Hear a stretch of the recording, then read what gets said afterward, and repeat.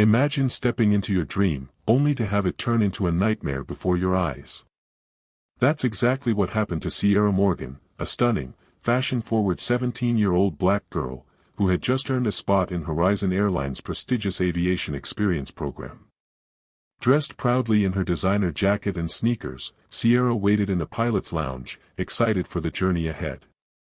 But her moment of pride was shattered when Captain Lisa Whitmore, a seasoned white pilot, accused her of trespassing and using a fake ID, simply because of how she looked. In front of dozens of pilots and staff, Sierra was humiliated, isolated, and treated like a criminal.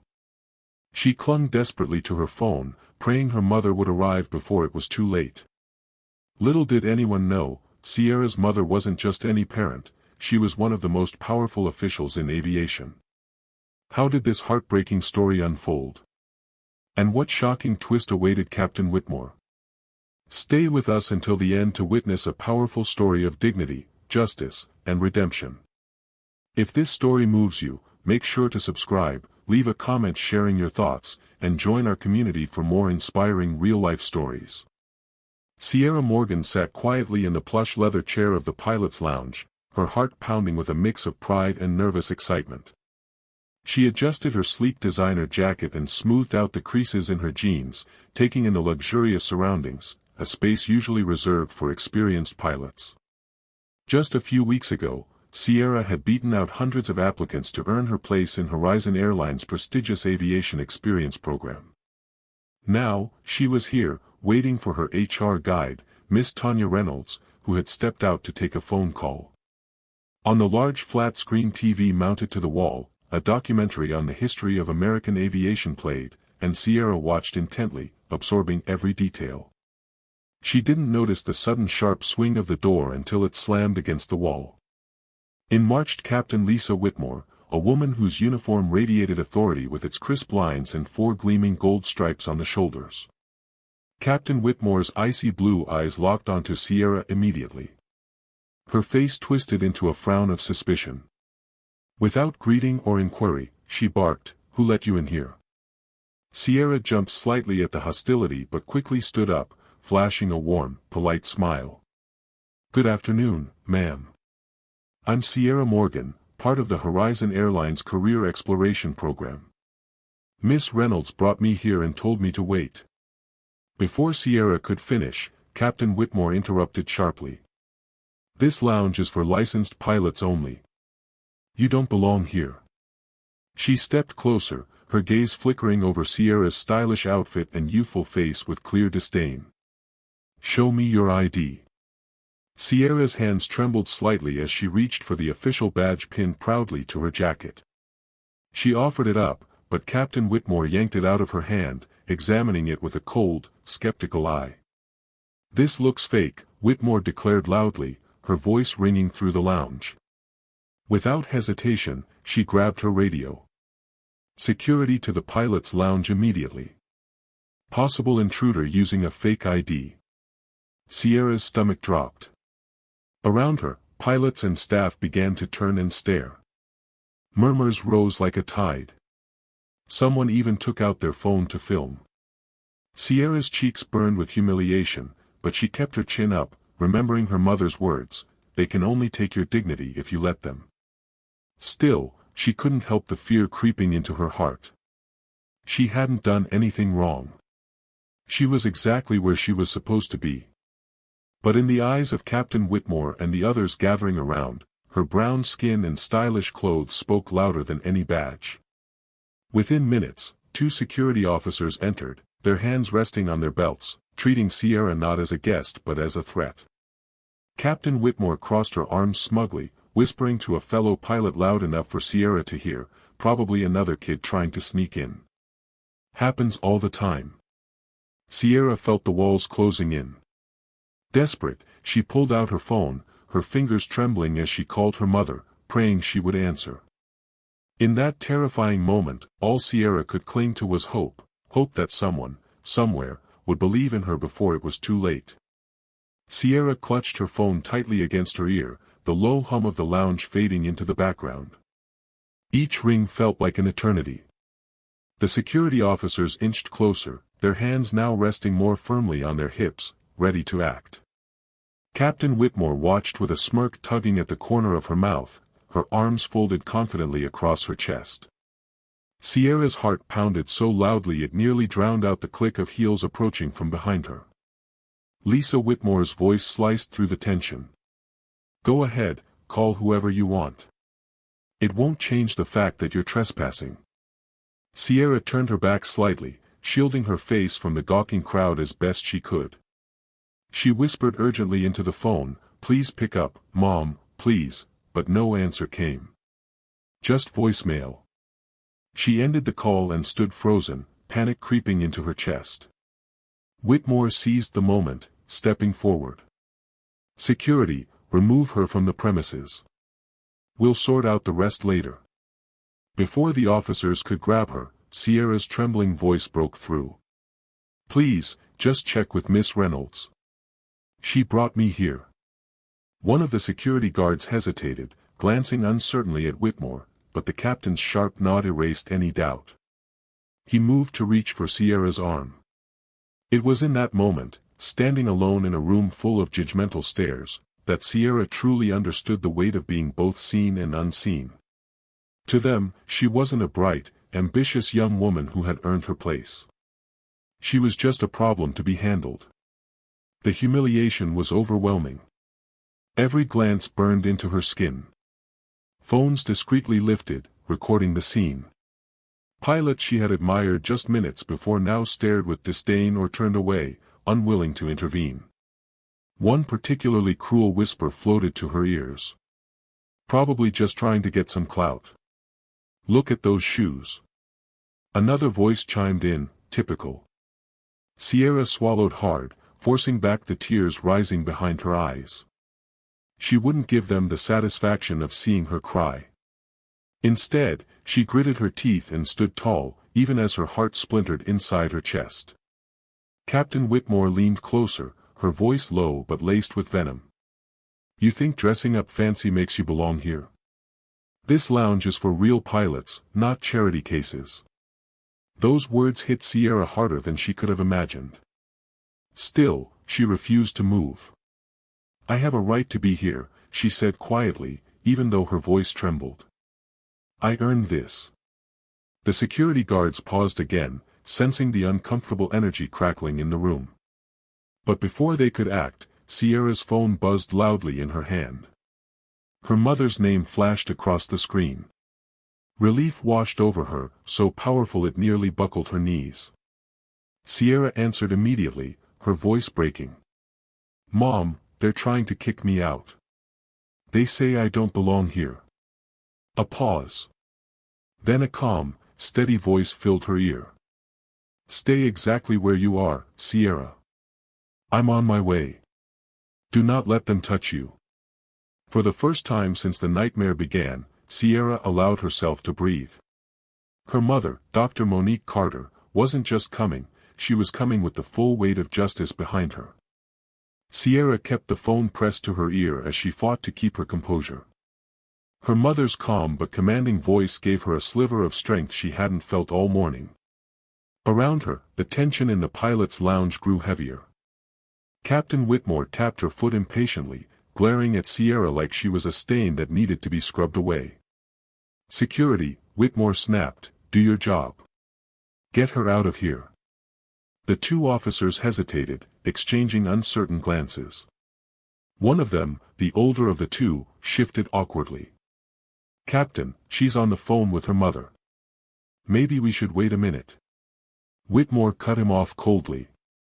"A minute wasted is a minute too long. We can't let anyone compromise airport security. Move her now." Just as the officers prepared to grab Sierra, the lounge doors swung open with a loud, authoritative bang. A gust of fresh air rushed in, carrying with it a wave of silence that rippled through the room.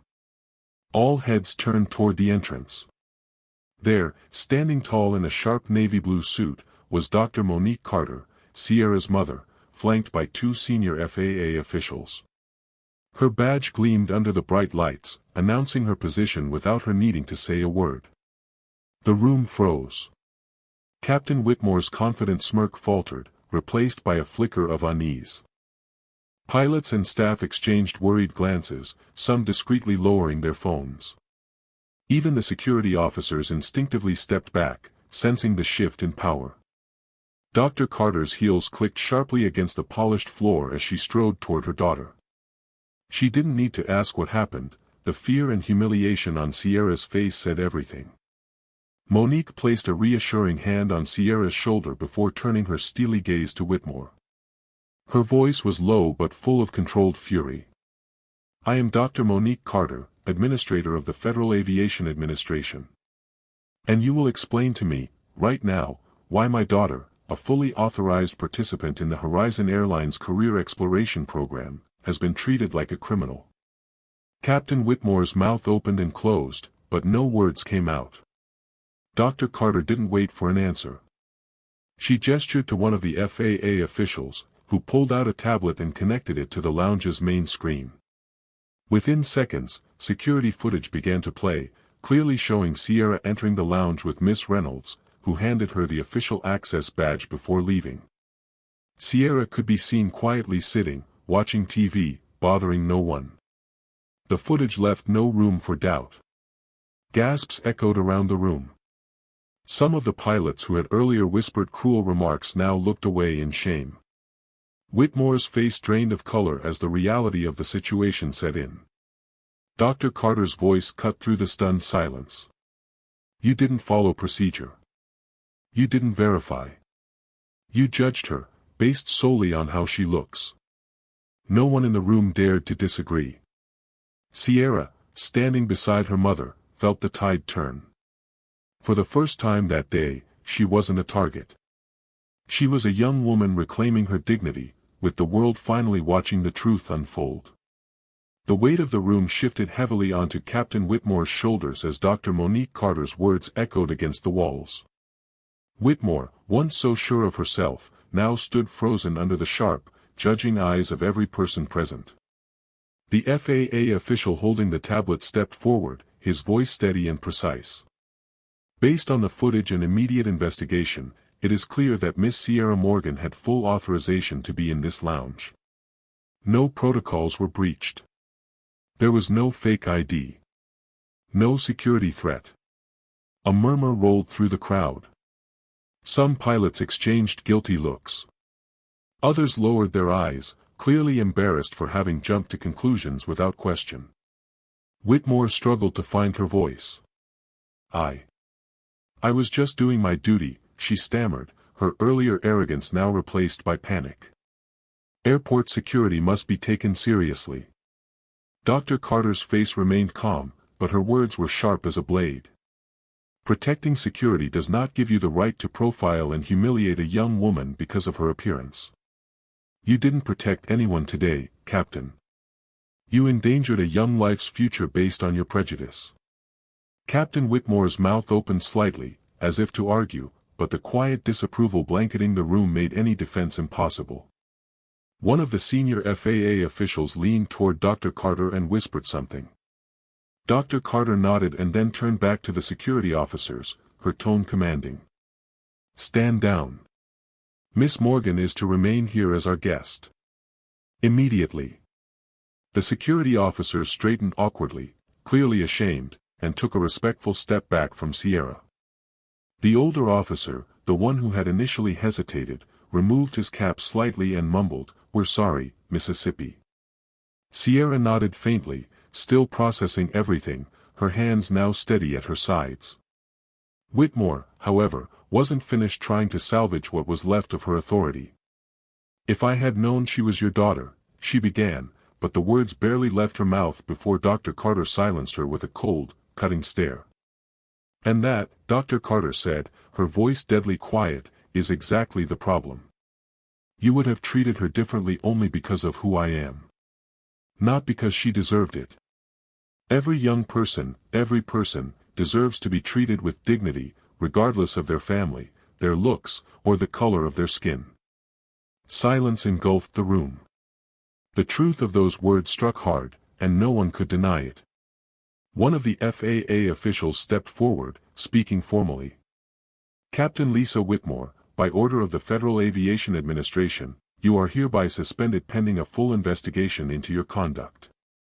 You will surrender your credentials immediately." Whitmore's face turned ashen.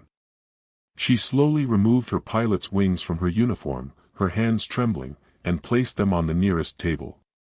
Sierra watched quietly, feeling a strange mixture of sadness and relief.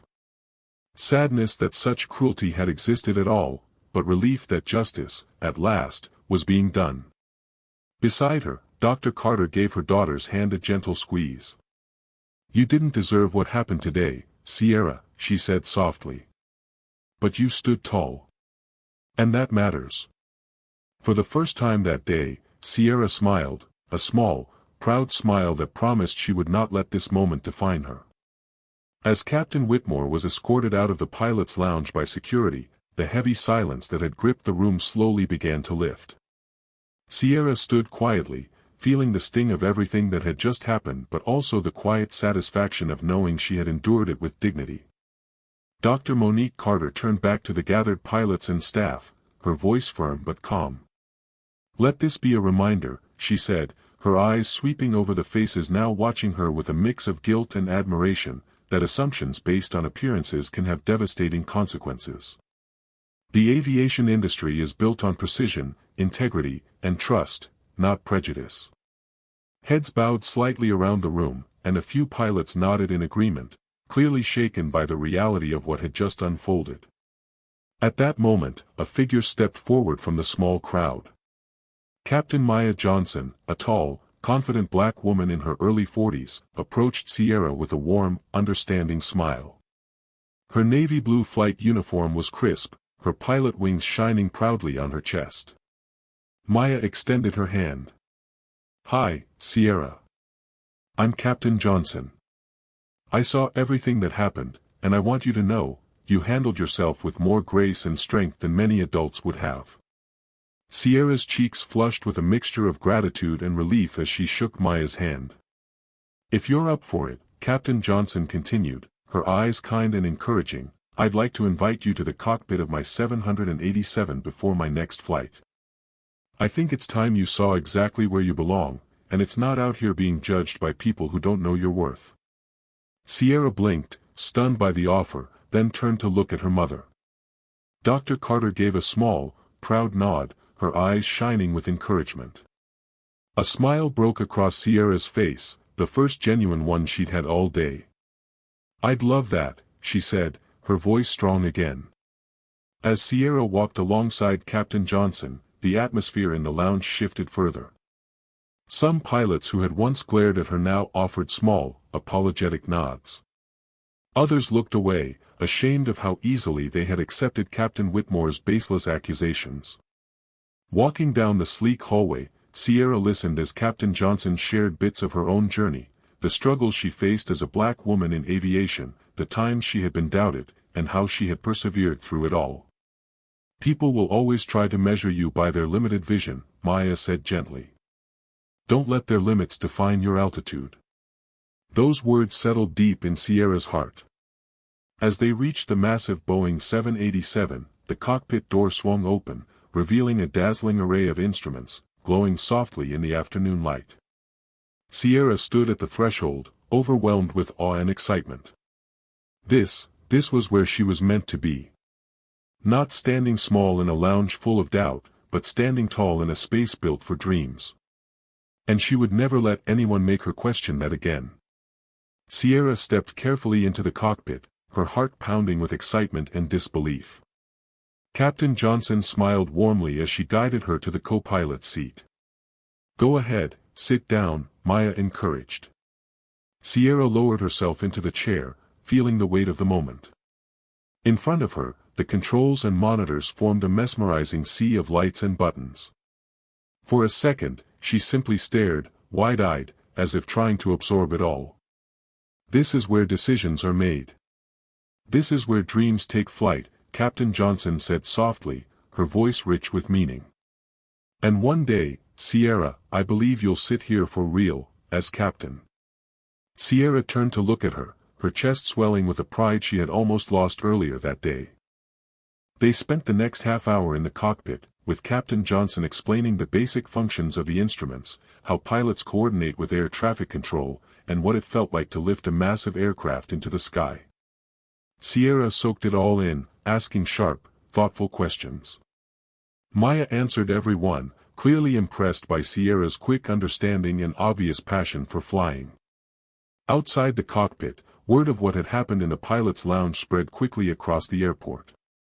More and more staff members became aware of how Sierra had been mistreated, and how she had stood her ground with quiet courage until her mother arrived.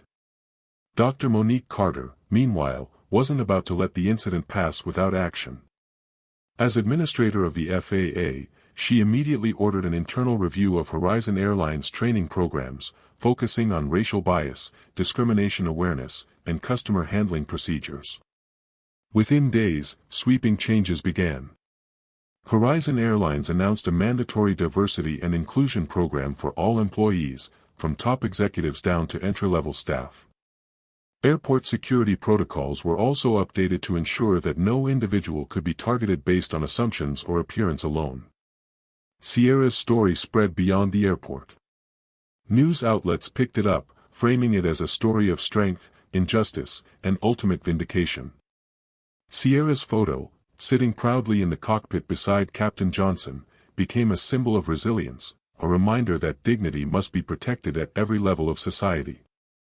Sierra herself was invited to speak at youth leadership events and aviation programs, sharing her experience and encouraging other young people to believe in themselves, no matter the obstacles. At one such event, standing on a stage before hundreds of students, Sierra spoke from her heart. "I was judged because of the way I looked. But I stood tall because I knew who I was. And thanks to my mother, Captain Johnson, and everyone who believes in fairness, I'm here to tell you, never let anyone else define your worth." The crowd erupted in applause. Sierra smiled, feeling the same sense of purpose she had felt the moment she first walked into that cockpit. The injustice she had faced had not broken her. It had shaped her into something even stronger. She was no longer just a student dreaming of flight. She was a young woman ready to soar, and to help others soar with her. Months after the incident at the airport, Sierra Morgan's name had become well known beyond the aviation community. She wasn't just a student who had been wronged, she had become a symbol of perseverance, dignity, and hope for countless young people who had ever been underestimated because of how they looked. Dr. Monique Carter, staying true to her promise, continued leading major reforms within the FAA. Under her leadership, a national initiative called Wings of Inclusion was launched. Its mission was clear: to open aviation opportunities to all young people, regardless of their race, gender, or background. Scholarships, mentorship programs, and internships were created, and Sierra was asked to be the official youth ambassador for the campaign. Accepting the role proudly, Sierra traveled to schools, youth conferences, and aviation events across the country. She shared her story with humility and power, inspiring thousands. Her message was always the same: your dreams are valid, and no prejudice has the power to define your worth unless you let it. At one particularly emotional event held at the Smithsonian National Air and Space Museum, Sierra stood before an audience of aspiring young aviators. Beside her stood Captain Maya Johnson, who had become not just a mentor, but a lifelong friend. Sierra spoke clearly, her voice steady and full of conviction. "When I sat alone in that lounge, being judged unfairly, I thought my dream was slipping away. But I was wrong. That moment didn't break me. It made me. Because a dream worth fighting for is a dream that's meant to fly." The crowd rose to their feet, giving her a standing ovation. Captain Johnson hugged her tightly, whispering, "You're going to change this industry, Sierra. One flight at a time." Meanwhile, Captain Lisa Whitmore faced the full consequences of her actions. After a thorough investigation, Horizon Airlines terminated her employment. The FAA revoked her pilot certification, citing violations of ethical conduct and professional standards. Whitmore's downfall was swift and decisive, a clear message that the aviation industry would no longer tolerate discrimination under any guise. The impact of Sierra's experience went even further. Major airlines across the United States revised their training and evaluation systems, placing a stronger emphasis on empathy, diversity, and fairness. Pilots, flight attendants, and airport staff were retrained to recognize and prevent bias in their daily operations. Sierra's life, once nearly derailed by injustice, was now propelled by a greater purpose. She continued her studies with renewed determination, her dream of becoming a commercial airline pilot stronger than ever. And every time she walked through an airport, no matter where she was, Sierra walked with her head held high, not just as a future pilot, but as a powerful voice for change. In the sky she loved so much, Sierra knew she wasn't just chasing her dream. She was clearing the path for others to soar freely behind her, leaving no dream earthbound because of fear or prejudice ever again. Sierra Morgan's journey reminds us that dignity and dreams must never be surrendered to the weight of prejudice. In life, we may be unfairly judged by how we look, where we come from, or who others assume we are. But true strength lies in standing tall, knowing our worth, and pushing forward anyway. Sierra's courage shows that justice can prevail when we hold on to our self-respect and find allies who believe in us. No matter what barriers we face, our dreams are valid, and we are enough.